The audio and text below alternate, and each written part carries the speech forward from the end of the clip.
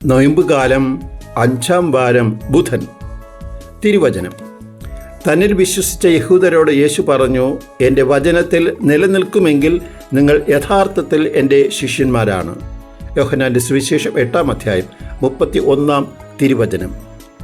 വിശുദ്ധ അഗസ്റ്റിൻ്റെ ആദ്യകാല ജീവിതം വഴിതെറ്റിയ ജീവിതമായിരുന്നു. തൻ്റെ മാതാവ് മോണിക്കയുടെ പ്രാർത്ഥനയും ബിഷപ്പ് അംബ്രോസിൻ്റെ പ്രസംഗവും കാണുന്നുണ്ട്, കേൾക്കുന്നുണ്ട്. എന്നാൽ താൻ അകപ്പെട്ടുപോയ ഭോഗാസക്തിയുടെ ചുഴിയിൽ നിന്നും പുറത്തു വരുവാൻ അദ്ദേഹത്തിന് സാധിക്കുന്നില്ല. ക്രിസ്തുവിനെ ഹൃദയത്തിൽ സ്വീകരിച്ചാൽ പിന്നെ പാപത്തിൽ ജീവിക്കുവാനുള്ള സ്വാതന്ത്ര്യം നഷ്ടപ്പെടും എന്ന് അദ്ദേഹം ചിന്തിച്ചു. മാനസികമായി തകർന്ന് ഒറ്റയ്ക്കിരുന്ന് കരഞ്ഞപ്പോൾ അടുത്ത വീട്ടിലെ കുട്ടി തന്നോട് പറയുന്നതായി അദ്ദേഹം കേട്ടു, എടുത്ത് വായിക്കുക. വിശുദ്ധ ബൈബിൾ എടുത്ത് വായിച്ചപ്പോൾ കിട്ടിയ തിരുവചനം റോമാക്കാർക്ക് എഴുതിയ ലേഖനം 13-ാം അധ്യായം 13-ഉം 14-ഉം തിരുവചനങ്ങൾ. പകലിന് യോജിച്ച വിധം നമുക്ക് പെരുമാറാം.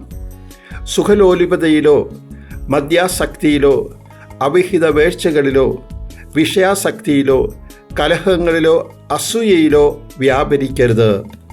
പ്രത്യുത കർത്താവായ ക്രിസ്തുവിനെ ധരിക്കുക.